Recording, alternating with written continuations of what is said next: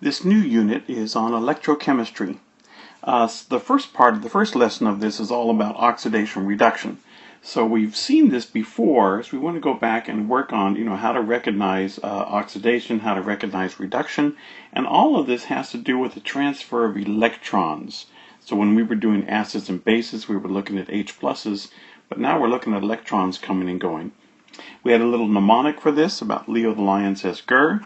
We're going to work on that. We're going to practice for a little while. We're going to introduce a new idea called half reactions, where we just write a reaction that just those shows the oxidation or just those shows the reduction. And then after that we have a little lab activity that we want to go using a substance called copper chloride. Now we have seen oxidation reduction reactions several times. So here we have a little bit of zinc metal, and the zinc metal is reacting with hydrochloric acid. And this is the exact same reaction that we did when we did the ornaments. So the zinc and the hydrochloric acid, they react, and we get little bubbles here, and all these bubbles are hydrogen gas. And we get zinc chloride. Now we'd balance it like that. Now the idea is that the zinc is changing from zinc, just neutral metal, into zinc that is Zn2+. And so the little slightly tricky part here is if we look at a compound like ZnCl2, we have to remember that that Zn is Zn2+, as opposed to the zinc here, which was neutral. The metal was neutral. Well, to get from one zinc neutral to zinc 2+, okay, this had to lose 2 electrons. And we know that because 0 turns into 2+ plus 2e-, makes this neutral. And we have a name for that, and we say when the number goes from 0, it gets more positive like that, that's oxidation.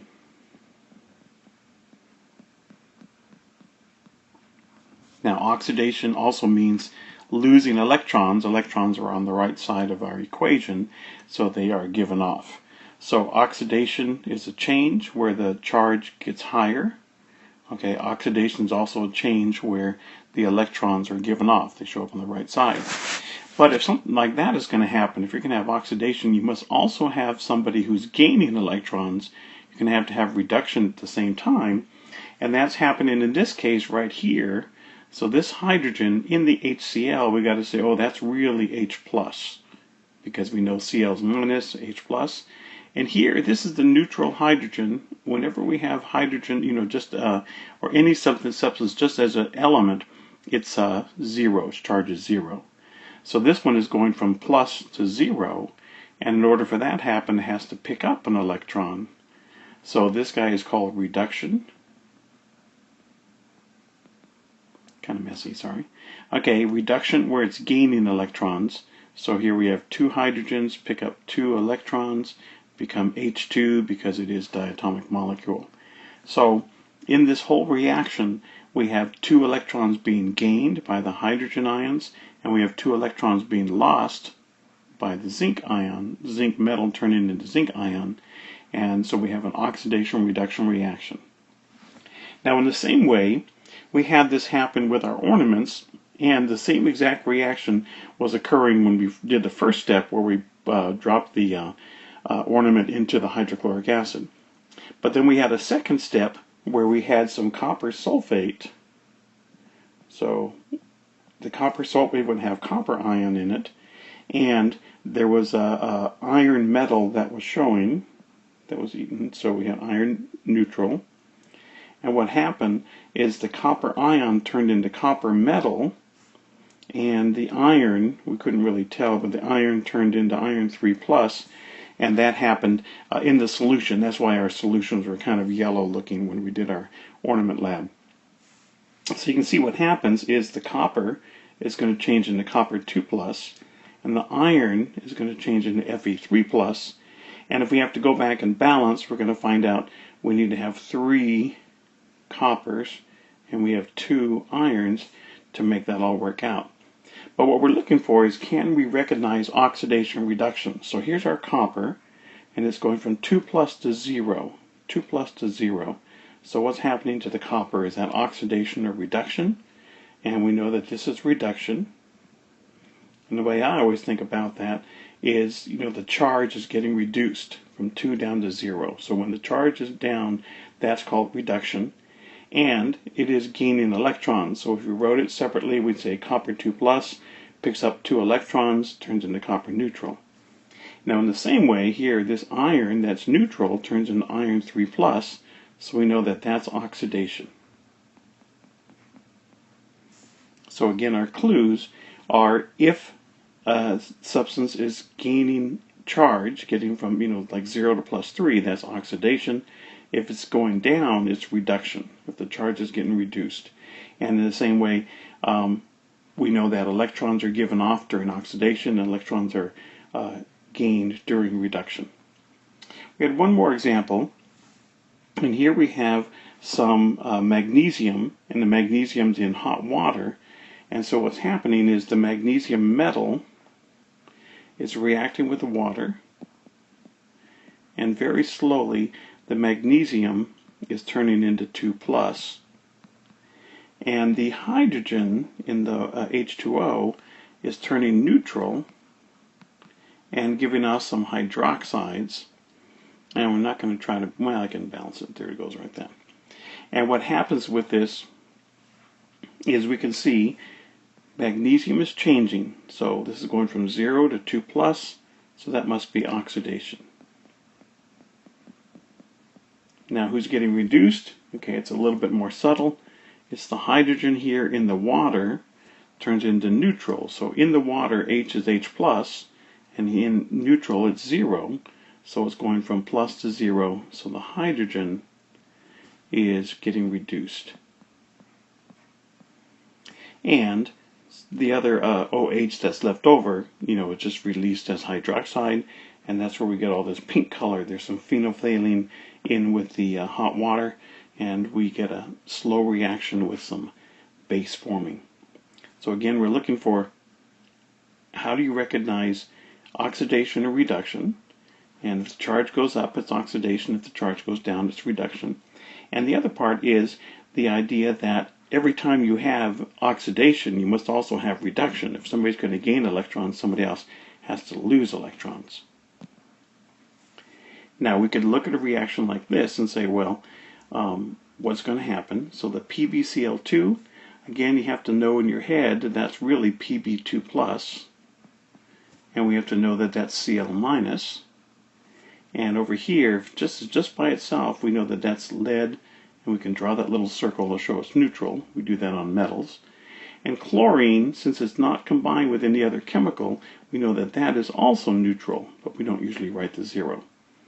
So we can see that lead is changing to Pb2 plus, and the chlorine is going from neutral to minus. So which one of those is oxidation? The lead,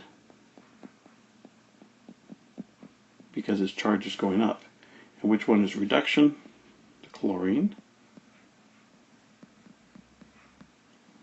And if we were to look really carefully, we'd see that lead is losing electrons and the chlorine is gaining electrons. And notice what we'd have to do is we'd have to clean this up a little bit. Cl2, so we have 2 Cl minuses. Now we're going to stop for a moment so you can go on and try the worksheet.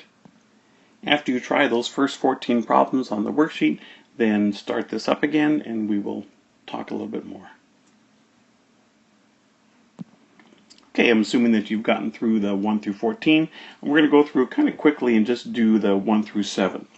So here we're saying here's sodium, it's neutral, going to plus. Okay, so when it goes up, that's oxidation. And also because we know Leo the lion says grr, then losing electrons is oxidation.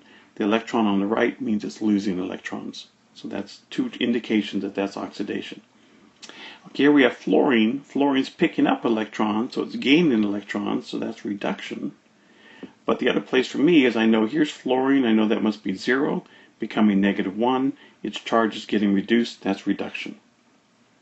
Now HCl, just seeing HCl by that, you say, okay, that must be H plus and Cl minus. And what's happening is H plus turning into H plus, and Cl minus is staying at Cl minus. So this is neither oxidation nor reduction. Okay, here we have the same equation 3 times because we want to look at 3 different elements. So the zinc is 0, and over here in that compound, that's zinc 2 plus. So its number is going up, that's oxidation. Here's hydrogen. Hydrogen is plus in its compound, and now it's just hydrogen, so that's neutral. So it's going from plus down to 0, so that's reduction. And in the HCl, that's Cl minus. In the zinc chloride, that's also Cl minus. So the chlorine is not changing at all. So in this reaction, one element is oxidized, one element is reduced, and we have another element that is not doing anything at all. Now last one here is a double replacement reaction. So this is Ag plus and nitrate NO3 minus, Na plus, Cl minus, Ag plus, Cl minus, Na plus, NO3 minus. So the silver is going with the chloride, the sodium is going with the nitrate, but nobody's changing their charge. So this is not oxidation or reduction. And that's always going to be true for double replacement reactions.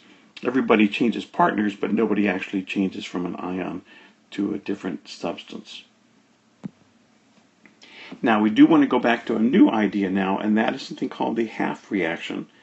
And so if we look at like the first example, lead plus chlorine turns into lead chloride, we can write that as 2 separate reactions. Now we did it a little bit before, but we're going to kind of do it more officially. So this lead on the left side is neutral, and it's turning into lead, and just by knowing what it looks like, it's actually lead 2 plus.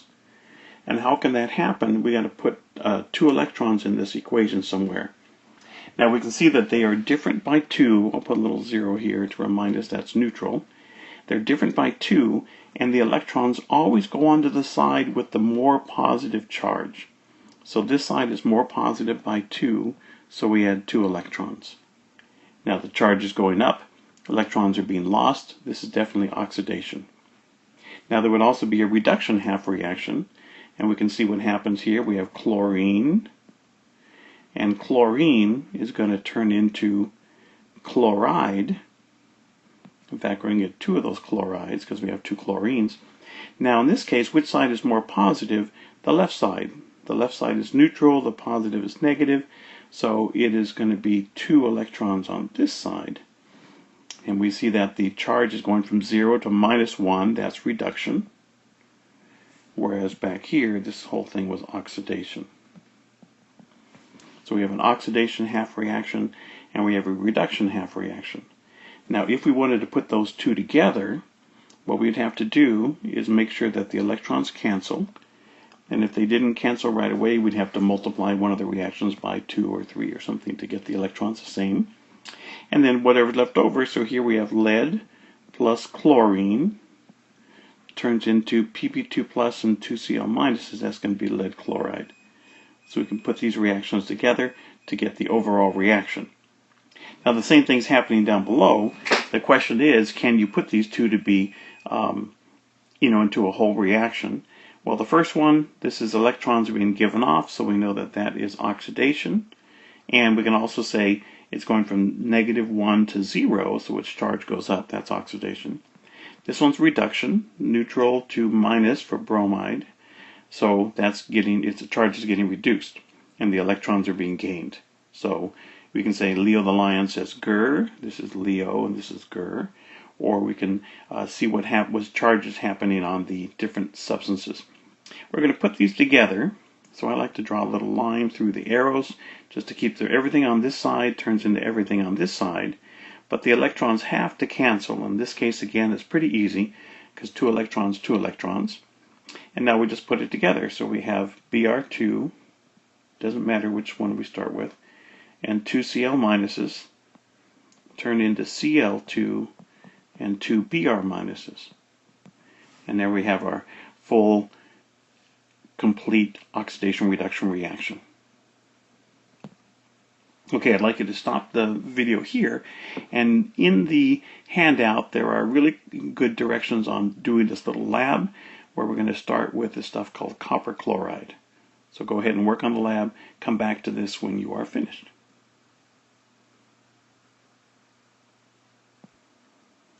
Now when you started with the crystal, it was this pretty blue copper chloride.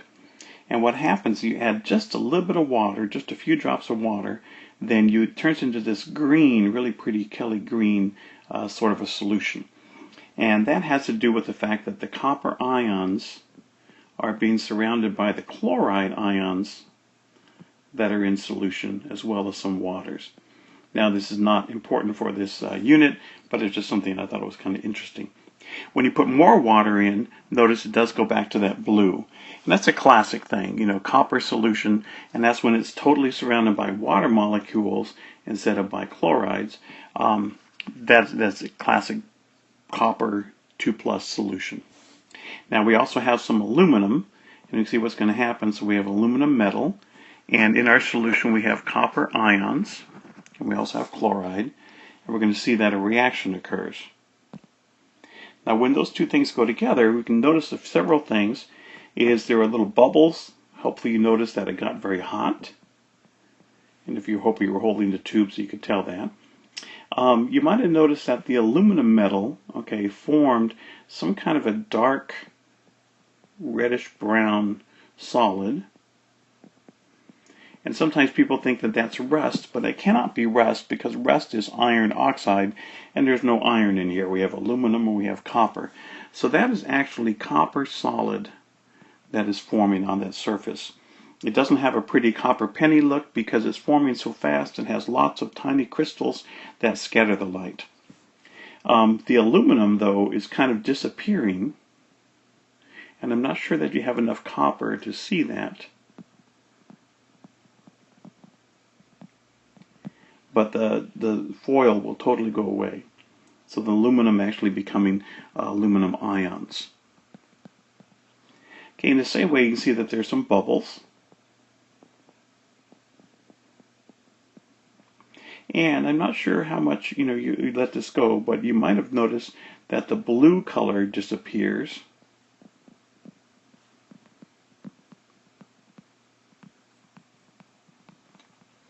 And that has to do with we have copper ions, and that's what gave us a blue color. And because they're turning into copper metal, then the concentration of the blue gets less and less and less. So the aluminum is going away. We're forming some kind of a dark reddish brown solid. The blue color goes away, and we got a lot of little bubbles. Now we wanted to kind of go back and say, well, what's actually happening here? Well, the copper ions are picking up a couple of electrons and become copper metal. So that's one half reaction. Is this oxidation or reduction, 2+ turning into 0? Okay, that's reduction. Now, something being reduced, something has to be oxidized. In this case, it's the aluminum, and that's metal, is turning into aluminum ions. And in order to do that, we're going to put 3 electrons on the right-hand side.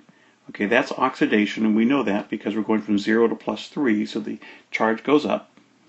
And if we want to try to put these two together, now we see that we have 2 electrons, we have 3 electrons.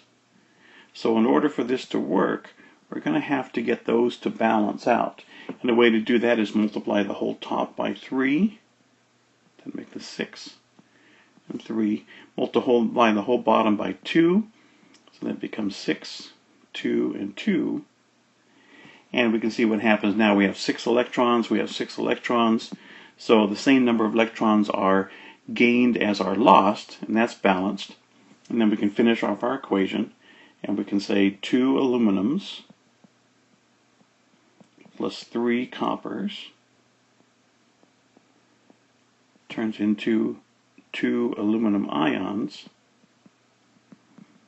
and 3 copper metals. So there we get our overall reaction for this. Now you might have noticed that there were also little bubbles. And the little bubbles, it turns out, those were hydrogen gas. And hydrogen gas was happening from the water. So on the surface of the aluminum, it gets so hot that the water can actually change into hydrogen gas. Now we didn't include that in our reaction because it just makes things a little confusing. Okay, but that actually is happening. So there were several reactions going on in different places in that tube. But we're concentrating on the copper and the aluminum because those are really easy to see. Now, you have a homework packet to do on this, where you're going to practice writing these half reactions and recognizing whether something is oxidation or reduction. So practice these ideas and make sure you get them.